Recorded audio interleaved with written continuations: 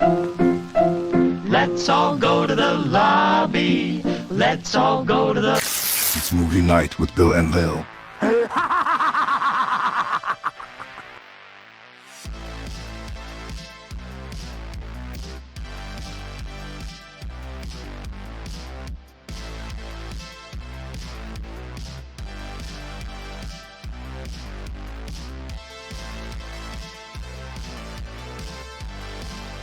Hey everybody, welcome back.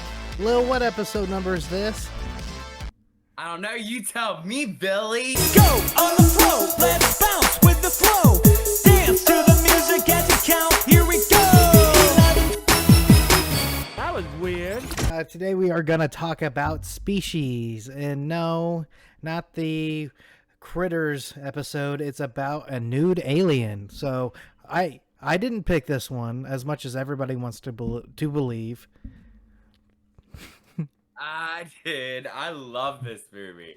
I adore this film. I have since I was way too young to adore this film. I think everybody I talked to watched this movie way too young. There's not one that I've heard that's like, oh, I was the right age, or I've seen this late in life.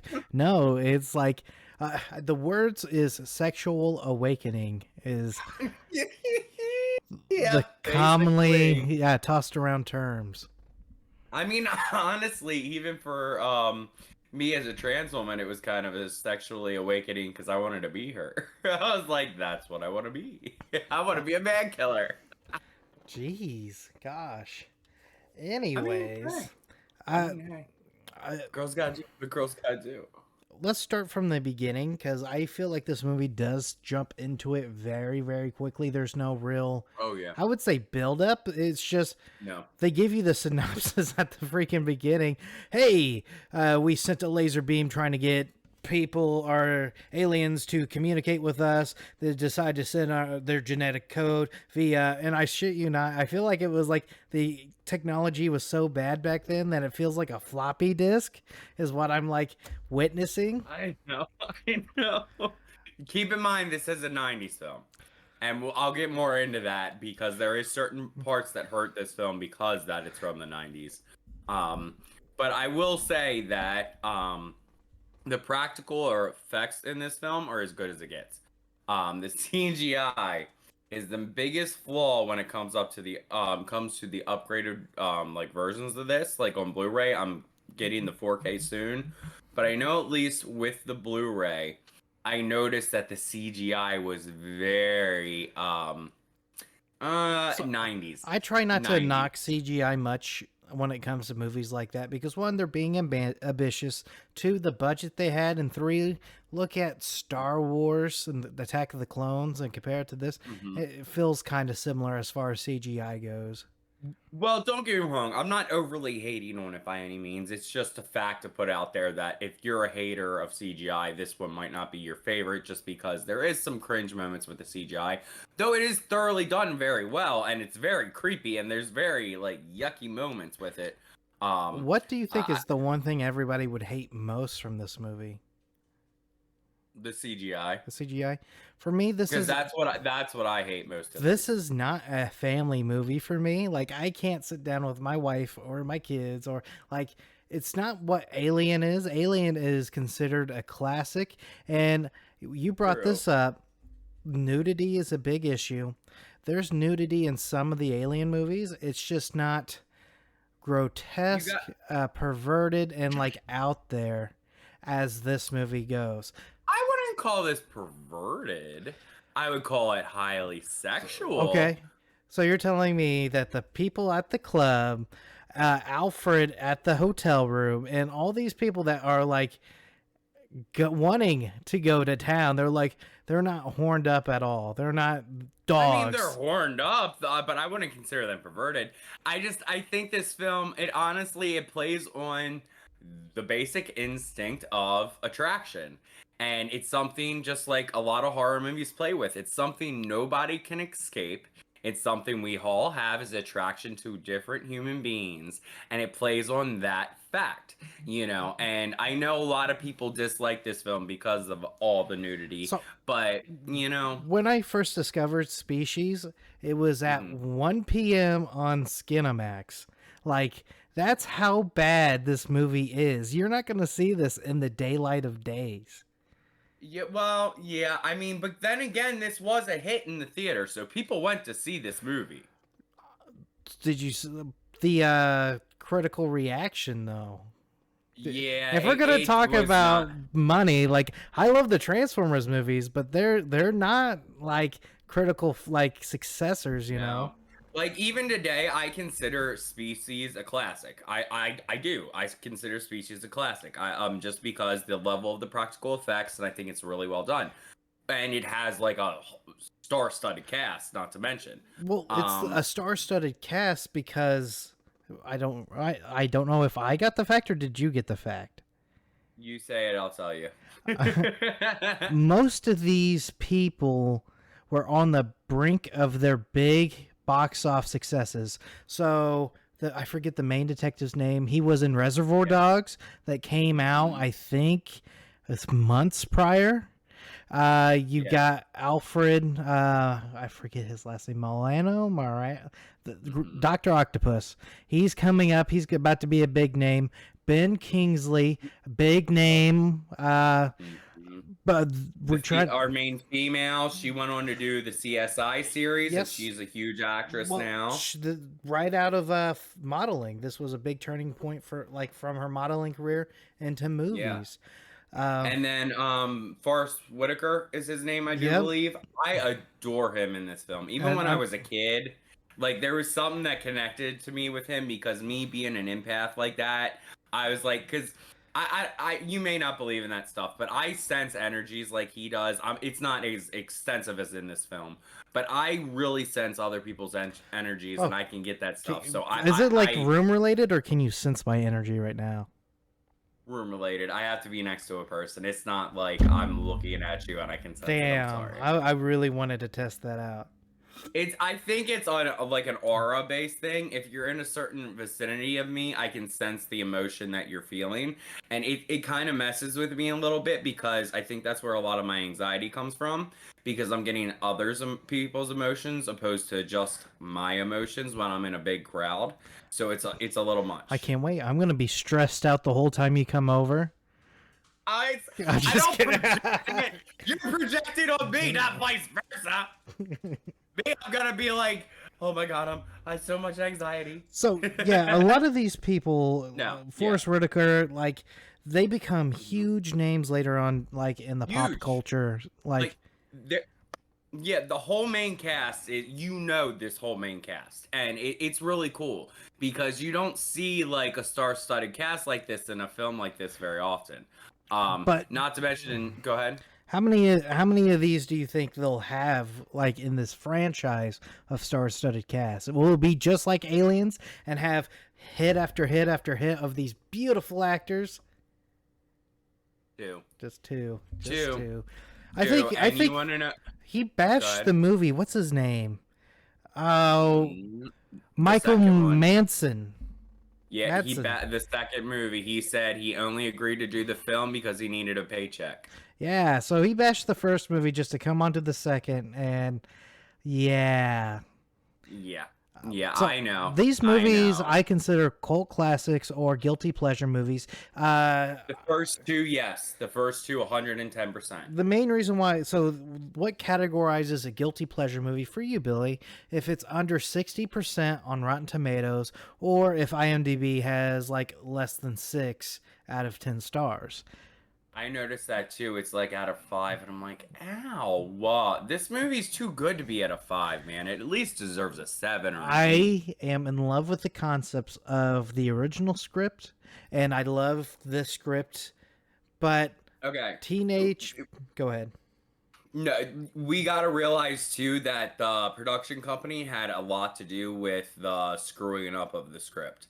You got to keep in mind this is an MGM film, and MGM is known to do stuff like this. Well, I feel like the writer, Dennis Feldman, I believe that's his name, he wrote a great detective drama with aliens in it. Try to shop that around. Nobody picked it up. He shopped it to anybody that would read it. And what he would do is he took it back, redid a draft, and it's closer to what the one we have now for the original movie. They're like, oh, okay. Aliens, I think 3 came out a few years prior. I have to check the dates. It was very close to this one, yeah, because they changed the ending up a bit because of it. Yeah, they were trying to get the zeitgeist of that, and MGM wanted to cash in on it. The artist, the designer of Syl when she's in her alien form, did not want it to be alien or xenomorph related at all. If they kept the ending the way they had it, they were going to walk. So the ending changed because this writer who wrote a beautiful script from get-go he caved in under the pressure of remaking it, caved in under the pressure of remaking it again, and then I believe, like you said, MGM kept messing with how the movie was going to go, messing with the effects, and it went from, I don't know, like gold to copper, and you feel crappy with what you got, but it was still at least worth something. Yes, it really was, and you still get a great movie at the end of the day, but you got to keep in mind the original runtime for this film was over 2 hours. So there was a lot there that we did not get that was even filmed. For example, there's a sequence in the beginning that shows a train that has skeletons basically as it's made out of skeletons. MGM didn't want to spend the money for that sequence, so he went out and basically spent $100,000 of his own money to do this own sequence because he thought it was necessary for this film. There were so many different aspects, not to mention Syl herself was supposed to have a heat element where she would have a heat defense and she would have an outline of glowing red and heat as a defense mechanism in the original script. And when MGM told him it wasn't possible, he spent his own money and went out to make something to show them it was possible, and they still said no. So, do you know how much they penny pinch MGM did? There's a list of movies I can list and let you know what they took from it. The Chaos Factor, which is a 4 out of 10 stars movie. There's footage of a car chase being edited into it. Hold on. Disregard. Keep in mind MGM is a rebranded company now. They're still MGM, but they're not. It looks like they borrowed things and used it in the movie. It looks like they took scenes from this movie and used it from other movies. So MGM overall is using adding and taking away from this movie because Venomous, which came out in 2001. Apparently they stole the nighttime car chase scene. Well, why do you think they went under for years? They were doing sketchy stuff, and it caught up with them, and MGM went away. Keep in mind the Poughkeepsie tapes, one of my favorite found footage films. They shelved that before it even came out. It was only available leaked online for years after they went under. Only recently did it hit on streaming now that MGM's back. So, their sketchiness eventually caught up with them. There's, even back in the I Love Lucy days, they were doing crazy crap. So, MGM has always been a sketchy company from the get-go. Now, I don't know about the rebranding. I don't know who's behind them. I don't know what they're doing. But I know originally MGM was very hands-on in the production of their films, and it did not help in their cases. You know what's scary? My personal obsessions get added into these episodes, like Twilight and all that. I've been on a Transformers kick, and reuse of film footage is Michael Bay's shtick, and they do that. I have all these facts listed right here. Frank Welker, who is the voice of Megatron in the 1980s, and he did Megatron later on in the series of the Michael Bay movies. He did Starscream and did all the other Decepticons. He actually does the sound effects for Syl in this movie. Oh, yeah. Did you hear his comment about after doing this film? No, I did not. He said it was so treacherous on his voice that it was like torturous because it screeches and screams that he had to like create. And he said he doesn't regret it in the slightest, but this film took the most toll on his voice out of any voice acting job he's done. That's scary because he does a lot for a lot of other films. Yeah. But yeah, let's jump into like the actual basis of this film. We didn't jump into the basis yet? I'm just kidding. We're 15 minutes in and we haven't talked about the beginning? Surprise! Anyways, we already talked about the floppy disk thing. They're like, oh, use this DNA to make your own creature. Yeah, essentially, well, it opens up with them trying to kill a child in a gas chamber, essentially, and you don't know what's going on. And then if only movies open like that more. I'm just kidding. No. Oh crap, what's her name? Michelle. She's a big actress now. Michelle Williams. She's the little girl in this film. That plays Syl in this film, and we open up with them. She's basically in her cell. Fun fact: Syl is not her actual name; it's her cell number, S1L. That is her cell number. That's why they named her Syl. So they go to gas her because we find out that the guy that's behind all this is pretty much pompous and doesn't know what he's doing at the end of the day. And he goes to kill her. She bursts through the bulletproof glass. She gets out of the vicinity.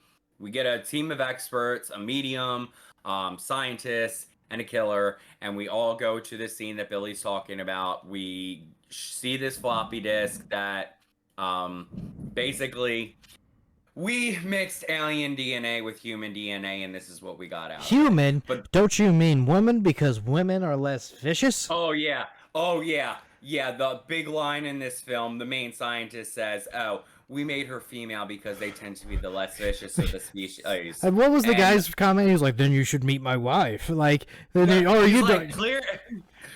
you don't get out much, and that's exactly what I thought. I was like, you done messed yourself up, boy. The dialogue for this movie is a hit and miss, and it feels like it tries to be so serious, though. I know, but that's why it's so bad that it's good, and that's why I like the like they basically give you the whole plot in these little scenes. They're just sitting down and doing nothing. Like I think they have a conversation over a dead body they find on the train, and it takes a while, and they're just like talking, and it's like, what are you guys doing? Like, why are you standing in front of the body? Go out of the room and have this conversation. Well, you're on the run. Like, there's helicopters out and about. They're looking, and you're like, oh, a clue. Let's just talk about this for like 10 or 15 minutes. Yep. No, I get it, but yeah. So we have to hunt her down, and we find out that they age rapidly, like to the point where she went from baby to toddler in like a month, I think, or even less. And so they don't know this yet, but as she's escaped onto this train, she is like starting to change. She cocoons. It's a really grotesque and really creepy scene, especially with the practical effects. You see like things coming out of her face. I thought it was a fun scene. This was probably the best practical effects scene in the movie for me, at least. And young Michelle Williams, she has said she does not like this film because she got bullied after doing it, but I have to give it to her for her performance as a young actress in this scene, because it is so disgusting and so effective. It's just like these things moving under her skin, and I'm like, ah! But no, I love it. And then she eventually gets cocooned, and we find out that she turned into a full-grown woman, and you know what happens when you're a full-grown woman. You want some. Some. You want some.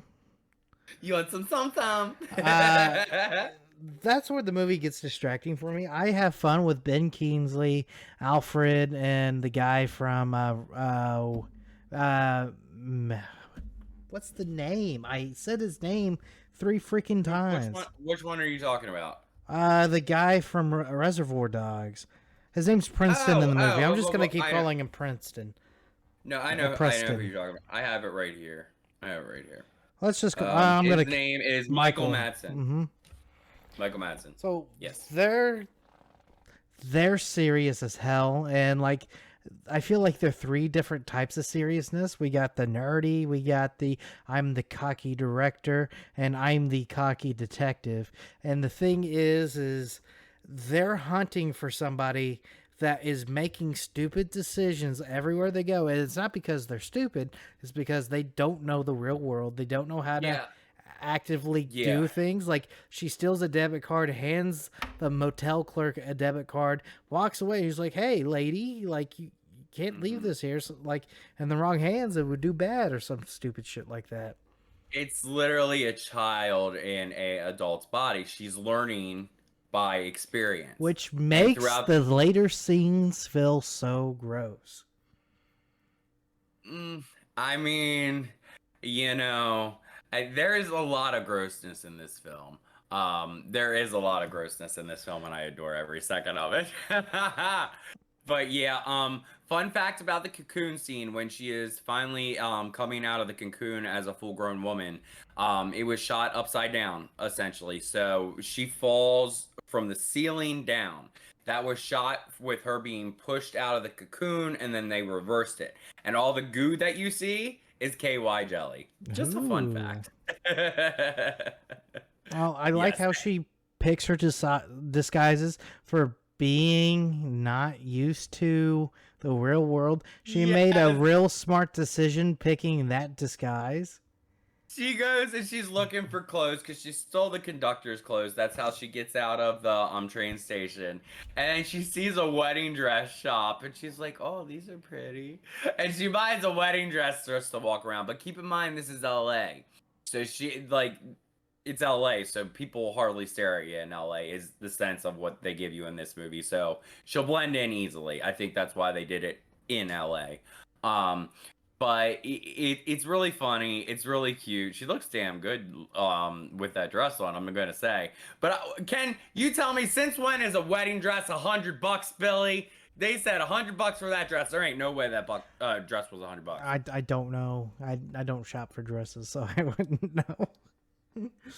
No. Girls, gays, and nays, sound off in the comments. Tell me that was not a $100 dress. Thank you very much. She could have got it from like Goodwill or some shit. That's true. Or the garbage. Like, a lot of people just wear that dress one day and then it's done. True. And this was the early 90s, so who knows? So, why did she kill? I might. So okay, let's just jump. Can we jump to the nightclub? She gets to a motel. The nightclub or the motel clerk tells her because she asks where she can find a man because she sees stuff on TV and she's like, she watched porn on TV. She did, and she did. And that's it. But it was kind of necessary because you got to understand that she has these urges, but she doesn't know what they are yet. It's like a child, like she's learning. So by her having this scene with the TV, she's learning about that. She's learning about how you can change your hair color, what comes into play later. She's learning about all this stuff. I don't know if it's just male brain mind, like the adult woman. I don't connect female or like child with that. So the fact you keep saying child wants poontang, No. It's like she's in a childlike state of mind in the sense that she's still learning. Like, she's an adult. Yes, she is an adult. But she's learning as if she was a child in the sense that she doesn't speak much because she only uses the language that she understands. She says yes a lot because that's an acknowledgement. She uses for the club scene that we're going into, because after we get through the hotel, we get to the club scene. She uses a line that she hears within the club, but let's go to that line first because I'm jumping a little ahead. So she gets to the club essentially, right, Billy? Yep. And then she sees her prey. She sees a man and she goes up to him, and then what happens, Billy? Well, did she go to the bathroom first? Mm-mm. Okay, so what happens is she saw a man. Basically, as soon as she's right about to go up to him, she gets a drunk girl swoops in. Mm-hmm. She's like, I got a party and no place to go. And he's like, where's it at? And she's like, I don't know, you take me, or something like that. So she's like, I gotta go to the powder room. And like, I love this scene. And this is one of those scenes where girls can enjoy this movie too, just even though it has excessive female nudity, because the rage when another woman comes and swoops up and takes that man. Any of us in this situation, if we were an alien, would have done the same thing. That's all I'm gonna say.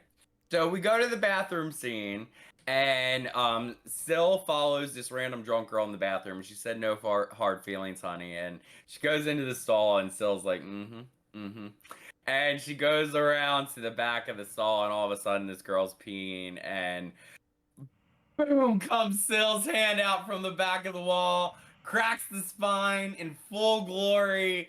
Oh, the practical effects are glorious in this film. I love the practical effects of this film are so good. I adore the practical effects in this film. You see the spine, you see the blood. It's great, and the girl got what was coming. I'm just saying. That's all I'm gonna say. I felt the opposite. I felt that was extreme. I'm like, excuse me. There's 50 greater men in the bar you could pick out. And is it the same guy that she takes home? No. Okay, good, no, because that makes it even worse. Because I was about to say, she doesn't even go home with the man, and she just basically kills somebody for no good reason. Well, see, it's established that if she kills without remorse, and when people tick her off or something's wrong, that's her go-to to get out of the situation. And so after that whole scene in the bathroom in the club, the whole team is there because they find out that she's there from talking to the desk clerk at the motel. And at this point, she throws her shirt off. She's in a bra. She gives the shirt to the guy she was going to hook up with. And then she goes up to another guy and uses the girl's line that she just used on the other guy. I have a party to go to and no place to go. And they head to his house. They're trying to find her in this club. They're locking it down. Meanwhile, she's already out of the club in this car going to this dude's house. Which comes another great scene, in my opinion, which is also, I forgot about like the certain aspect of this scene until I rewatched it. And what I like is the scenes in between, because the doctor, the creator, the detective, they're all like Scooby doing it in different places. And it's just so weird that they all show up to a motel and the clerk's like, yeah, this chick was weird. And it's like I'd much rather watch these scenes like shortly after they happen. It's because they found out she was at the hotel because she stole the credit card, and they used the credit card. Yeah, that's why. Well, it feels weird that they're doing all these investigating, like, and they're showing it along the way, and it's not like they're so matchy. It feels like Scooby and the gang trying to solve a mystery. It does, but I adore it. I mean, I think it adds to it, really, because like the whole team, like the team's enjoyable. You know, they really are. And I mean, obviously the leader's a pompous ass, but you know, he's going to be a pompous ass. He's a scientist that works for the government. He just created a freaking alien out of a human embryo. So, you know. Real quick, this is a little off topic. Have you seen Splice? Yes. Did I own it. Splice rip off this movie? Yes. 110%. Is it a remake? Is it a spiritual sequel? No. Nope, it's just a rip-off? No, it's just a rip-off of the concept. But keep in mind, Splice is a little different in the sense that the creator wants to be with the creation. And he's like, I hate my wife or girlfriend or whatever she is. That Splice that one's an interesting one because he goes from wanting to kill the child to wanting to have sex with the child. And I'm like, what's up with I was about to say. Let me rephrase that. You can blur that so we don't run into any issues. He goes from wanting to drown the child to wanting to have relations with the adult version of his child, essentially. It's still weird. Like these whole movies. It is. Splice freaking went there because even at the ending, it's like, Wow, girl, like really? So Like really? here's my argument for most of But these no. sci-fi movies. Cool, Yes. great. Like, can we just add like 18 years in between instead of like a rapid growth? Well, see, that's the thing too. There is the rapid growth in here, so it picks up the pacing a bit. Well, the rapid growth just makes everything feel so much more grosser. It does because, as I've mentioned multiple times, that she's essentially a child in a adult's body. You could basically do the same thing with a sheltered alien trapped in its like cell. They don't know the outside world. Well, you see, like we're going to be doing the second movie, and they go more into that with the second movie of how, like, because this movie she was not nurtured. From the time from conception to the time she broke out, she was stuck in a cell. She was sad. She was miserable. She was enraged. The second movie goes into more of the docile version of what this creature can be. Although I'm not going to get too more into that at this second. We'll wait until the second episode. But it's literally, I think she's really a product of what happened to her in this film. She has a lot of rage and she has a goal, and she's already a predatory species, so she's just going to take us out one by one until she finds what she needs. Her goal is to have a baby, and that's what she's going to do. So yeah, we get to this guy's house. It's her first essential sexual victim, and we're having some fun. He's really cocky. He snaps his fingers for the lights, snaps his fingers for the music. I would have been out right then and there. But no, I mean, he seems like a okay guy, and like he's taking a shower, she's taking a peek, you know, which I wish you got to see all of him because you get to see all of her, but that's another story. He gets out of the shower and they're about to like do the dirty, and then something changes. We don't know what changes, but something changes in her mood, and she's like, "Can you take me back?" And he's like, "Okay, duly noted, you said no, but this is still happening." And he tries to force this upon her, and she's like, and yeah, and I don't like the scene because I don't like people like that, but I love the scene because of what happens, because she's like, "Oh, okay." And then they start to kiss, and I was like, it reminds me of Demon Knight. It's full tongue through the head, out the back of the head, like, it's just, you got what you deserved. It's just so weird, so random that happened, though. It's like, at first I thought she was just picky. Later on in the comic books, if you know there's comic books, she sees people differently. It's like a heat signature, and she can detect like illnesses or something wrong with the victims, and that's why. Yeah. Didn't you say that this person had diabetes or something? Yes, he had diabetes, and she could sense that, and he was not a proper partner for her, so she did not want to have a baby with him to risk having something wrong with her child. Yeah, and you know what amazes me? There's so many better guys than the guy she ended up getting pregnant by. She was desperate, okay? I know. She wanted a baby. It just makes like, so if a guy like him can like do something like that, it's like. Well, he was even surprised. He even said, he's like, "This doesn't normally happen to me," and I think that's why she went for him, because she knew he was so desperate. Find out later who that is. Yeah, I was gonna say we're jumping really ahead, but let's montage these next couple kills, because there's a lot of, I would say, downtime, and okay, yes.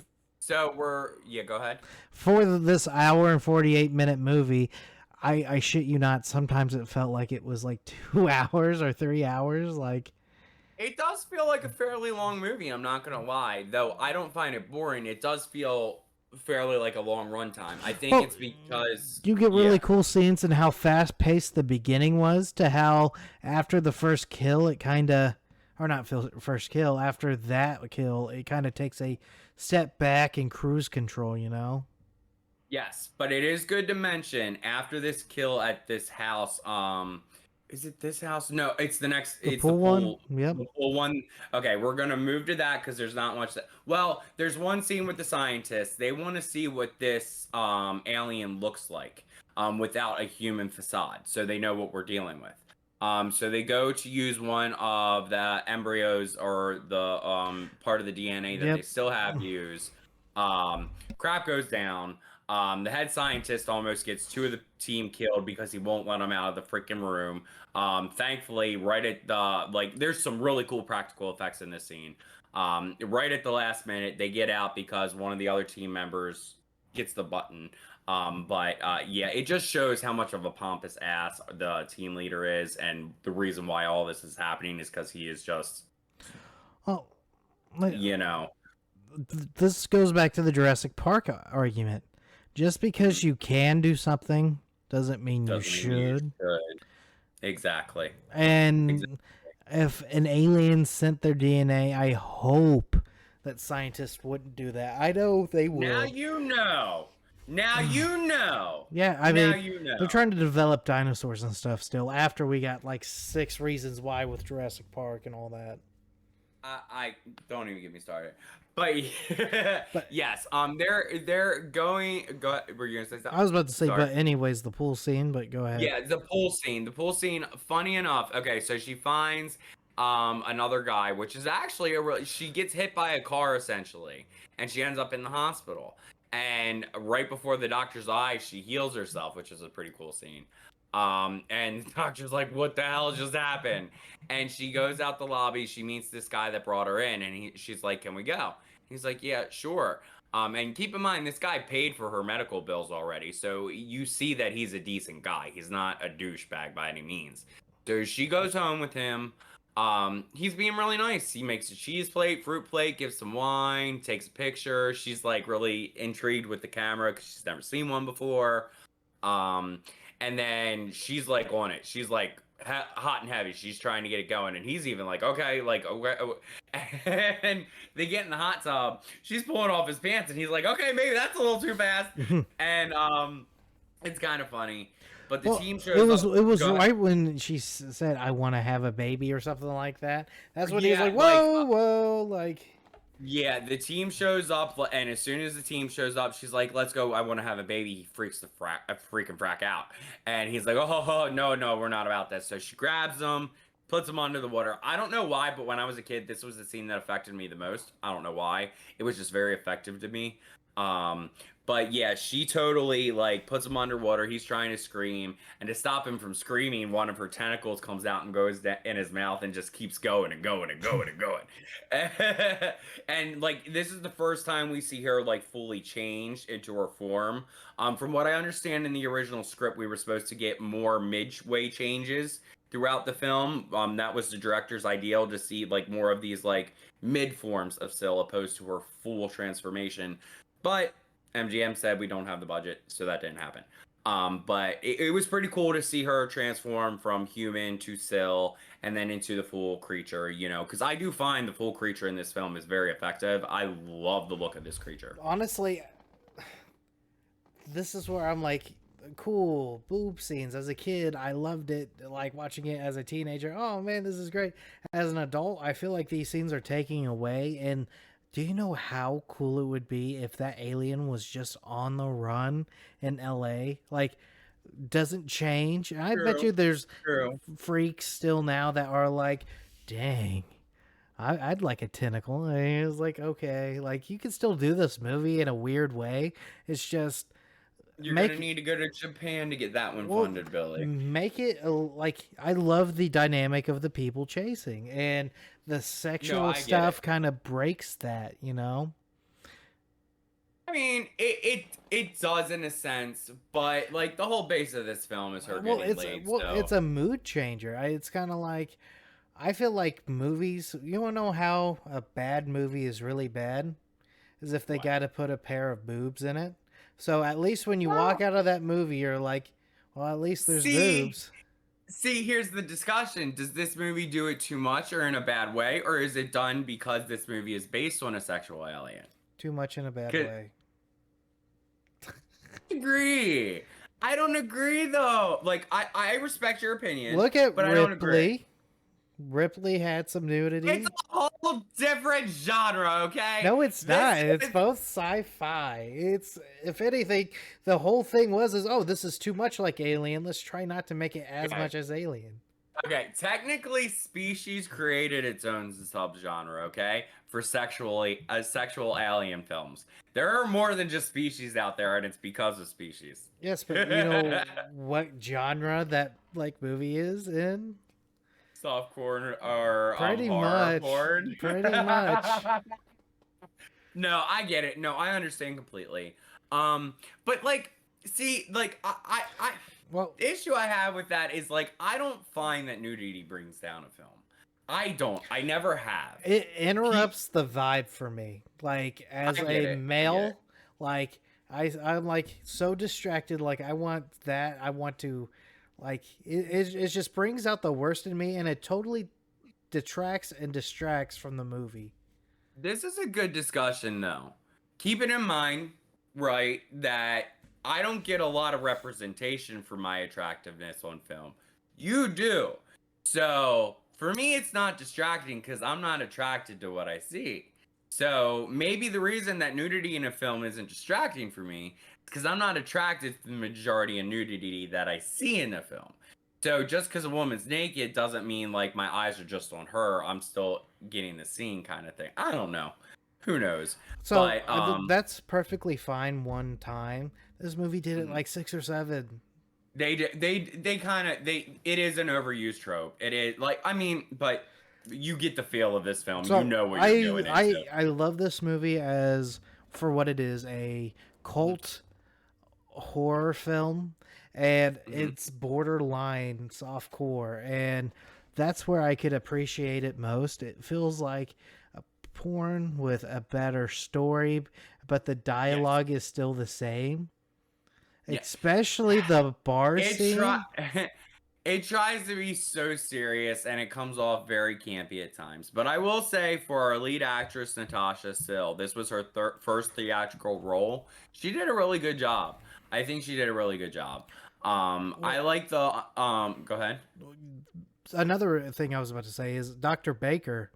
It'd be one thing if it was just Sill throughout the whole movie, like doing her thing. No, Dr. Baker and Michael Madsen was like, you know what? During this investigation, we're gonna go upstairs, and it's like, really, this has to be some type of like MGM was like, okay, this has to be porn, and they're like, no, this is definitely a rated R horror movie. Yeah, let's just push that in there. Let's keep it going. I swear. But yeah, it's essentially okay. So we're at the pool. After the pool, okay, right after that happens, the team's there. She's still there taking a shower, so she switches over to her alien form. Gets into the woods behind the house, and they all assume she's not there. But Forrest Whitaker senses something, and he knows she's there, and he doesn't tell the team because Forrest Whitaker knows if the team finds her, they're gonna kill her. And keep in mind, Forrest Whitaker is a medium. He senses empath, essentially, not a medium, and he's an empath, so he senses things deeply. So he knows her emotions. And knows that though she's doing these evil things, it's out of fear and not understanding the world. So right then and there, the movie could have been over, but he chooses not to tell them. But the thing is that really justifiable? She already murdered 3 people. 4 people. Hold on. Was it? Is it 4? Let me see. Girl, guy, 3. Oh no, woman on the train. The guy on the train. So 4. The guy on the train when she was a little girl, she kills the hobo. Yeah. The other one, she killed the what's her name? 5. Yeah. Okay. Hobo, train, girl and club, and then guy and guy. So we're at 5. How many more deaths does Forrest Whitaker need in order to... I think it takes, my best friend's in the other room, and I sense her aura in there. I know I'm jumping ahead. But, like... No, you're good. He should have said something. He saw what this creature will become, and...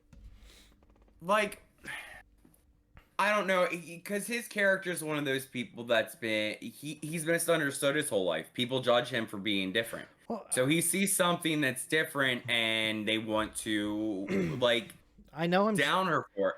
I get it. I get it. It isn't justifiable not saying she wasn't there. I'm just saying. Can we jump to the bar quickly? Because there's a lot I want to talk about, and this is gonna take some time. But there's a scene in between that builds up to that bar scene, where the whole lady scene at the grocery store, and then the finger cutting. Yeah, go ahead, go for it. Okay. So after this, she essentially nudely runs to a grocery store and finds a lady getting into her car. She gets in the car and she's like, "Help me." And the lady's like, "Oh my God, what's wrong?" So it cuts to her waking up, and this lady's tied to her own bed. And she talks to her a little bit. There's a pretty cool conversation. You see that she's still trying to understand everything. She doesn't understand communication 100% yet. And you don't know what she's doing, but she shows this lady, she goes to get like a pair of garden shears, and the lady's like, thank you, because she thinks she's gonna cut her out. However, still cuts her own finger off right in front of this lady, and she's freaking out, and she doesn't know why. And all of a sudden, she cuts the other lady's finger off too. We don't know what her goal is here, but it cuts to her throwing fingers away in a trash can. She goes to she steals another car, she gets gas, she puts it in a car, and then we're back at the club because Sil had heard a conversation that night before that they were going to stake out the club. So Sil made a plan in her head to do what she needs to do. So we're back at the club. Everybody thinks she's going to be there. She goes up to Forest. Is there anything that you wanted to say, Billy? There's a bait and switch. Oh, we're not at the bar yet. We're not at the last bar scene. This is when the car the car. Oh, that's right. Now I'm ready for the bar. Let's get to the bar. Say what you need to do. All right. Okay. So she goes up to Forrest Whitaker because he takes the mayor. Forrest Whitaker has drank that night. Hasn't drank yet. That's the next scene. But she goes up to Forrest Whitaker because she realizes he's not a threat. She uses him as basically the shout out. Everybody comes as he calls. And she bolts into the car. You see the other lady tied up in the other seat, just laid back, and you don't know what's going on. But there's this whole chase, helicopters, everything. And you see her go down a hill. She jumps out the car with the other lady still in the car alive. It hits a power box with the gas in the back seat and blows this whole car up. So they find her burnt, severed fingers in the car, so they assume it's her that died. Though the whole team, other than the scientist, is sketchy of this fact. No, they consider 100%, and yeah. The scientist considers the case closed. The rest of the team said way too easy, especially our main man. And then they were getting into the scene where you want to get to, Billy. They're back at the club. They're like, okay. They're all just hanging out, and for some reason they're all... So you could tell one person's on his toes because he goes to a woman, freaks out on her, and it wasn't Sil. She dyes her hair, by the way. She kind of... Yes, Sil did dye her hair. She dyes her hair brown going into that scene. It was so important for her to watch that TV. She realizes she can change her hair color. Yeah. She cuts it and she changes the color. So she looks totally different than what they were looking for in her human form. Right. Also, everybody for some reason got so horny. Yeah, I don't know why. Like, Alfred is like going up to different women, and he's like, "Hey, baby," and he's like, "Can I buy you a drink?" And then like the two dudes with like that's their girls. They show up. Like he's trying on everybody. Michael Manson and Dr. Baker go upstairs for a wild night. Sil follows them out. That sex scene between the doctor and our little killer for hire, that was improvised. That whole scene, they allowed them to improvise that scene. So her throwing off his socks and like her saying "ooh" when she pulls down his drawers, that was all improvised by those two. So I think it's pretty funny knowing that was improvised. But I will say that when it comes to the nerdy guy, I get it because there's a point for him to be horny and wanting sex because the way it's going to go. But when it comes to like everybody else, that's where it starts to push it with the sexual aspect. That sex scene did not necessarily need to happen. They can still get together without that. My thing is like, how are you not skeptical when you go into a room and she's like listening the next room over, and it's like, one, how did you get in? Two, why do you even want this weirdo piece of crap like me? And three, like. Well, so what happens is when they're having these celebratory drinks, they get Forrest Whitaker to drink. He doesn't typically drink, so his abilities are very clouded. But once everybody goes to bed, essentially, he senses something, but he can't figure out what it is. And he gets to the hallway that they're all staying, and he goes to the nerdy guy's room, essentially, that's been trying to get laid this whole film. And Sylhet was already in there waiting for him. Keep in mind, he's never seen Syl's full face at this point. She looks 10 times different, and he's very desperate. So a woman getting undressed and all over him, he's like, this usually doesn't happen to me. He was all over it. I know. So he probably has the best death in the movie. In fact, if anybody, if somebody's like, hey, Billy, if you want to die in a horror movie, how would you want to go? That's the way to go. At least he had it with a model before he went out. I mean, come on. But no, Forrest Whitaker. He goes up to the other people's door as if he was like a child trick or treating, like, knock, knock, knock. Hey, I think Syl's in there with I forget his name, Doctor. And they're like, really? And like they're both like they need to get dressed. They're like, oh, let's quickly get dressed. Yeah. Like instead of him like being the hero, taking down the door just to see what happened. Granted, he was very inebriated, Billy. They made him drink Long Island iced teas, and he didn't even know what it was. Yeah, that's true. That was a good scene. But the thing is funny. They got all the people standing in front of a door, which is I think is kind of hilarious because they saw what the alien could do in other like scenes. Like she pounded through walls before. What makes you think she won't do it again? And the thing is it's kind of a jump scare if you don't know what's going to happen though, because they break down the door and she busts through the wall at the same time. I thought, but the animation, like it feels like it could be CGI, but it could be like claymation. The way it's pumping its arms, it feels. I got you. It feels so weird, and I think it's kind of funny. I blame MGM for every flaw in this film. I don't blame the filmmakers. I don't blame the actors. I don't blame any of that. I blame MGM for every flaw in this film because they fought the creators so hard with this film. We would have gotten something so much more polished, so much cleaner if MGM would have just believed in the filmmakers that they agreed to work with. But this happens in many cases. I'm not bashing by any means. This happens a lot in like higher budget films.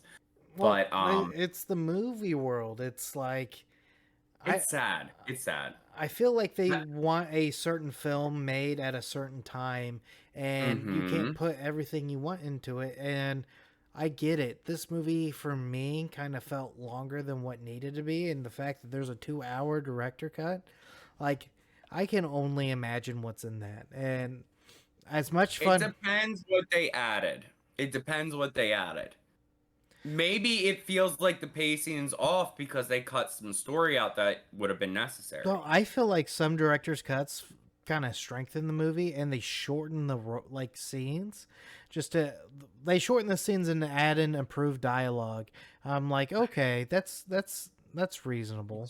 Do you want to get into this discussion, Billy? Because I've adored every director's cut except one, and it was horrendous. It was horrible compared to the Yep. I think we talked about it on the podcast. Right? I told you. It was the theatrical cut to Legend is 10 times better than director's cut. You don't see Tim Curry at all until the ending. You see one shot of Tim Curry as the devil. They take out the unicorns until the end. She thinks it's a dream at the end of the day, and they don't get together. He did all this just to add one creature that wasn't in the theatrical cut, which I will give him. The creature was cool. It was like a lake witch, and she was pretty big. But it took it was not the same movie, and it was not nearly enjoyable. That is the only director's cut I will suggest somebody never watch is Legend's director's cut with Tom Cruise. his first film. Yes. And but yeah. So we're chasing this alien down far. Yes. We're almost to the sewers, but the thing is, we lost a part of our team. Yeah. We're following the holes in the walls, trying to figure out where she is. We're in the parking garage. We get the guns from the van. She's in the sewers, and now we're chasing her down in the sewers. As we know, which we didn't mention, she has a lot of nightmares throughout this film, and in her nightmares, you see aliens underwater doing the deed, which are really cool scenes, in my opinion. I wanted to mention that because can you imagine being in all that makeup and being underwater and like feeling how constrictive breathing would have to be, especially when you're attached to another person like that, just rolling around in a pool and all this makeup, like full body makeup. I give it to the actors whoever did that because that would terrify me. I would feel like I was suffocating. Was it like 5 seconds of screen time each scene? Like it wasn't long scenes. No. It was like flashes. Yeah, and that's just straight up commitment to me because that makeup is extremely uncomfortable to begin with, from what I understand. I think what I like about this scene the most though is when she goes incognito, she's like above, like, and they're walking past her and doing stuff like that, and she took out Blabbermouth, the loud asshole that is the leader of the whole like shtick. Yeah, so once they're in the sewers, our not so humble leader goes off on his own because he's an idiot, and he gets his tongue ripped out. Unfortunately, we don't get to see it, but we see the aftermath, which is really cool.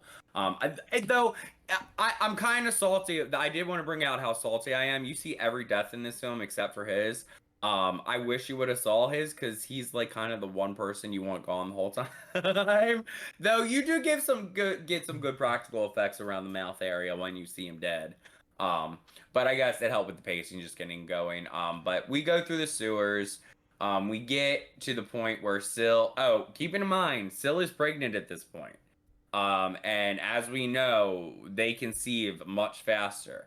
So as they're looking for her in the sewers, she has a baby, and you get to see her have the baby. And it's a pretty crazy practical effects scene, I must say. I do enjoy it.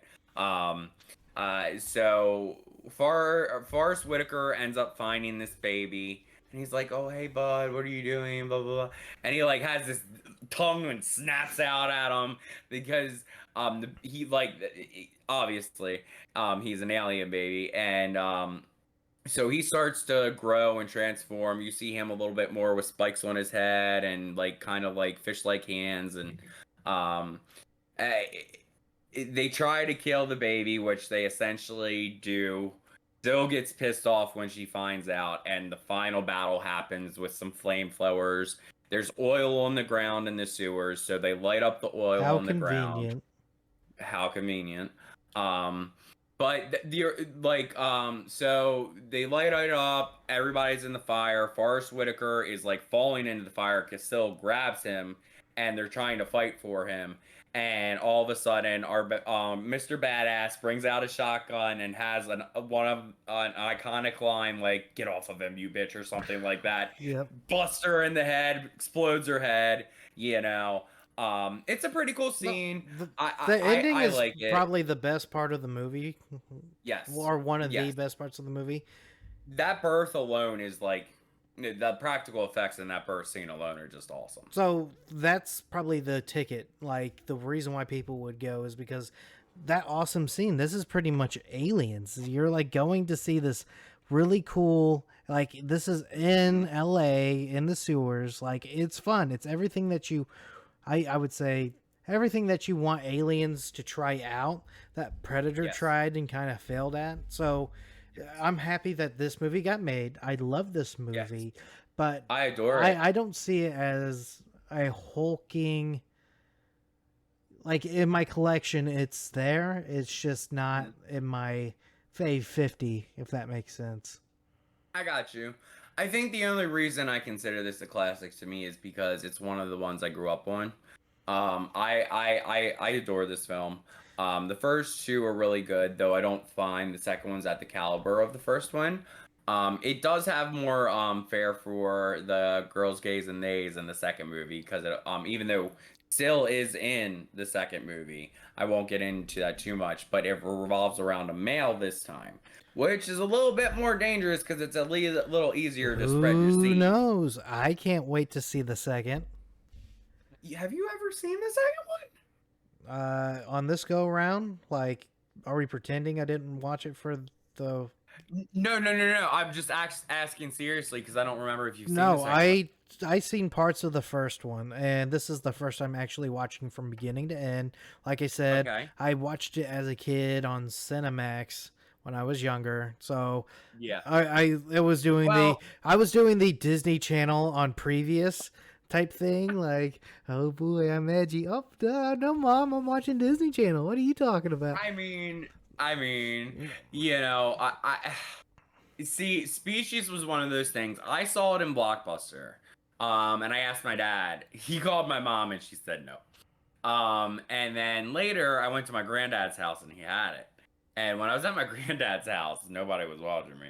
So that's how I got a lot of my horror movies in way before I was supposed to. And Species was one of those. And I adored that film. So my dad actually really liked this film too. Species 2, I never seen 3. I bought the 4-pack, so I'm ready to experience it all. But like I said, I'm kind of in like this Transformers kick. I can't shake it. I got you. No biggie. But I will say that fun facts that I didn't get to mention. Arnold Schwarzenegger wanted to be in the film. They could not afford him. And Pierce Brosnan, Mr. 007 GoldenEye himself, wanted to be in this film, but because of schedule difficulties with another film, he could not. So I can understand Arnold. I can't understand Pierce. The dialogue alone for these movies, I'm like, there's no way that these big names read the script and they got hired on, you know. A few of them, like, they were starting their career, which would make sense. They had to. They needed a paycheck or something like that. But Arnold and Pierce... Well, see, the thing is, too, like, with Natasha, our main girl, Syl, I really like her in all the movies she's in. What's the one? A Whole Nine Yards, she's amazing in, with Bruce Willis. She's amazing in that. She plays in a couple other horror movies too that she's good in. So I like her as an actress. I like seeing her. This made me love her as an actress, and it was her first theatrical role. So, you know, I find for what this movie is, I find it's as good as it gets for the type of movie that it is. This movie is exciting. Honestly, I'm happy that we actually got to sit down and talk about this movie. Yeah, me too. Oh my gosh. Oh, give me a second. I got my one copy that I just got. I got duped, you know, but I want to show everybody else. Hold on a second. Oh, I'm connected. Help me. Oh no. Woo! Oh shit. There we go. Running into tables. Okay. So, give me a second. I got duped, as you know, Billy, but I've been looking for the 4K collector's edition, which I'm just going to buy off Amazon because it's only 20-some bucks.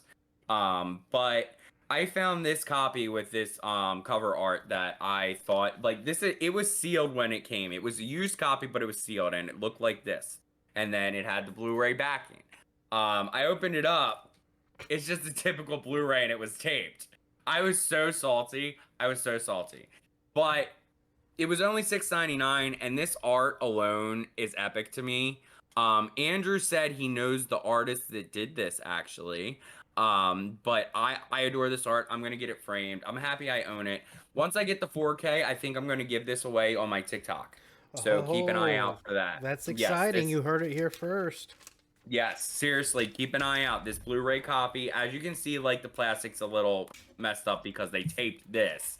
This is not going to come with the giveaway. This I want to keep. This art is the reason I bought it. But the Blu-ray itself will come with the giveaway if you are interested. I'm glad I thought of that. All right, this is probably the best part of every episode. I know it's my wife's... Yes, if I can get my headphones in. They keep falling out. Oh, darn it. Ooh. Oh, you gotta keep track of your list. You think I'm gonna be a little troll? I know. That's what I always do. I keep track of every list. Oh, there we go. I got it to work. Okay, 1, 2, 3, So- 4, 5. Explain the game. Alrighty, guys, gals, non-binary pals. Oh, I think that's the longest I've ever went going without saying that. Now we're in But 5 yes. minutes. That's crazy. But yeah, okay. So the game is I am going to give Billy 5 movies. They are all themed. He has to rate them 1 through 5. He can't switch slots. And at the end of it, if he can guess the theme throughout, it will be easier to guess the next film. So let's go, Billy. Are you ready? I'm ready. I love this game so much. I do. I thoroughly enjoy this game. Okay, so the first one we're going to start off with is The Shining, 1980. Oh, 1. Oh, okay. Okay. Identity, 2003.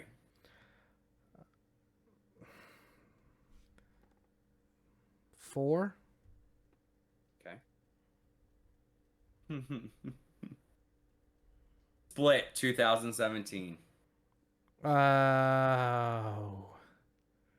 Mm-hmm. I want to put that at 2. Mm-hmm. Oh, no. Yeah. You know what? I like Split a lot. Split is So do amazing, I. so I'm going to put that at 2. Split's at 2. Okay. Hopefully Okay. that Are you- doesn't, bite me in the ass. Uh-huh. Shutter Island. That's the Leonardo DiCaprio one, right? Mm-hmm. 3. And last but not least, Psycho, 1960. I would switch around Identity and Psycho. That's the only thing. I should have put Okay. Identity at 5. Okay. Okay. But- And the theme. Go ahead. What do you think What- the theme was? I don't know what the theme is. Hold on. Mental illness, something going on with Mhm. That's it. Mental based horror. Yes. I honestly, so from rewatchability, I probably seen The Shining, Split, and Shutter Island more than I've seen Psycho. Psycho is a great movie, Really? and I think Psycho should be number 1 on for a lot of reasons, a lot of cinematic reasons. Yes. But for me, Psycho kind of has I call it the Avatar effect or the reverence effect, where you can see a movie one time and that's probably the only time and the best time to watch it, you know? Okay. I felt that way about Shutter Island. That was a one and done with me. Shutter Island has so many Easter eggs that it's worth the rewatch. I own it. It's kind of but like I've- Midsummer in a way. They give you little Easter eggs and hints that what's coming like next. Midsummer has a crap ton. Like there's creatures in the trees if you look. Like there's literally faces tree in the creatures. well, the faces in the trees are her family. Mm. And well, there's also like gods in the trees, like actual tree gods if you can actually look and see. Like they're very hidden. No, we're gonna but have yeah. to do an Ari Aster like series eventually. Oh my gosh, Rob will go crazy. He's gonna watch it 150,000 times. Well, this was a fairly decent episode. I had fun. Do you guys like my little mini vacay setup? I kind of ran into my table a second ago. But yeah, I'm on a mini vacay right now. Your girl's been a little stressed out, so she went to a house with nobody in it. That's nice. You need time to yourself, and maybe you Yes. guys need some time too. But thank you for spending your time with us. Mwah! Thank you guys, gals, non-binary pals. So next one, please check out this movie if you haven't. It's definitely worth it. It's a really good cult classic from the 90s. Especially, guys, if your wife's not at home, this is a movie to rent. This is not for children, though I watched it as a child.